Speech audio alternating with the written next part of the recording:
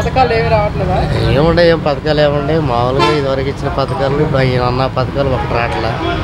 ఒక పెన్షన్ మట్టికి ఇస్తున్నాడు, ఇక అది రెండోది ఏం లేదు. ఇసుక అన్నాడు, ఇసుక కూడా మరి ఫ్రీ అన్నాడు కానీ మరి ఫ్రీ అనేది గమలవలేదు. అంటే ప్రజలకు ఇచ్చిన పథకాలు అమలు చేయాలంటే ఖజానా చూస్తే ఖాళీగా ఉంది. రాష్ట్ర ఖజానా ఖాళీ అంటే మరి ఆయన వచ్చినప్పుడు కూడా ఖజానే లేదు. మరి ఆయన కూడా ఎట్టగట్ట తిప్పలు పడి ఆయన చేశాడు. మరి ఆయన కూడా ఎందుకు ఇవ్వలేదు? గ్యాస్ బండ్లు అని చెప్పాడు, భారత్ గ్యాస్ బండ్లు అన్నాడు. అయ్యాము అందరికి రావట్లేదు. మరి కొంతమందికి వస్తున్నాయి, కొంతమందికి రావట్లేదు. కొంతమంది మామూలుగా ఆన్లైన్ బుక్ చేసినా కానీ రావట్లే. ఎందువల్ల మరి అది గవర్నమెంట్లోనే ఉంది ఆ తేడా. గతంలో ఎలా ఉంది? గతంలో ఎలా ఉంది? ఆయన ఏమో ఏదో 3 రాజధానులు అని చెప్పని అట్ట ఇచ్చేసాడు. ఆయన దాన్ని పథకాలు ఇచ్చుకుంటూ వచ్చాడు. అలా చేసుకుంటూ ఆయన వచ్చాడు. ఇసుకేమో వదలలేదు. ఆయన ఇసుక రేటు కూడా పెంచేసాడు. కొంత ఆయన వల్ల కొంచెం అది కొంచెం బాగా మైనస్ అయిపోయింది. వీళ్ళు పోవటం కారణం కూడా కొంత ఇది ఆయన. ఓటమి కారణం రాజధాని అని అంటారా? ఓటమి కారణం రాజధాని. దాని జోలికి వెళ్ళకుంటే మరి ఎలా ఉండేదో దాని జోలికి వెళ్ళాడు. ఇప్పుడు ఈయన కూడా 3 రాజధానులు అంటే 3 చోట్ల కూడా డెవలప్మెంట్ చేయాలని చెప్పని తను అంటున్నాడు. ఈయన కూడా మరి ఇప్పుడు జగన్ ఈ నెల 29న ప్రజల్లోకి వస్తాను పోరాడతాడంటే ఇప్పుడు ఆయన ప్రాణ రక్షణ కోసమే. కానీ మీరు రెండోసారి మళ్ళీ రావాలని చెప్పని చేస్తామని చెప్పని వస్తున్నాడు ముందుకి. అది మరి ఇప్పుడు 2019లో పాదయాత్ర చేసి ప్రజల్లోకి వచ్చాడు. 150 సీట్లు వచ్చాయి.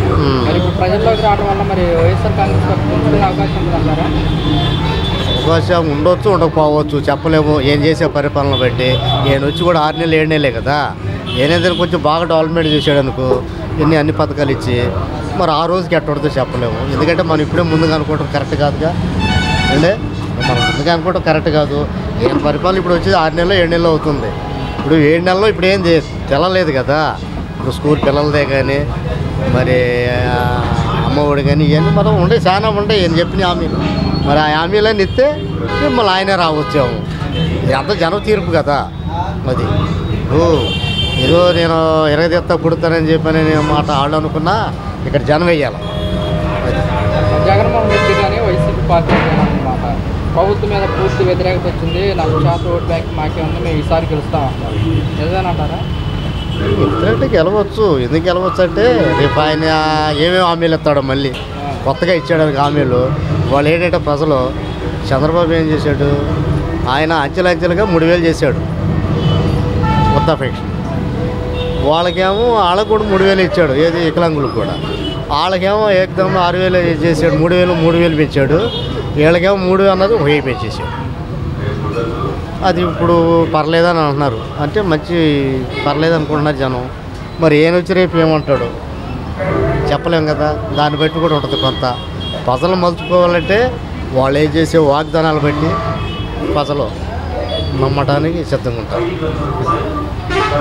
వాలంటీర్ విషయానికి వచ్చారు. వాలంటీర్లు కూడా తీసుకుని ఏదో రకంగా చేసినట్టయితే వాలంటీర్లు కూడా ఇబ్బంది పడకోకుండా ఆయన పోయినా ఏనైనా మనకు కొంచెం ఏదో ఒకటి కల్పించాడు అని చెప్పి అనుకోవడానికి కూడా ఆ అవకాశం కూడా లేకుండా చేశాడు ఈయన. వాళ్ళ అన్నాడు లేదుగా, దాన్ని చేయలేదుగా. ఏదో డిగ్రీ పాస్ అయిన వాళ్ళు ఏదో అని చెప్పి అన్నారు అప్పుడు.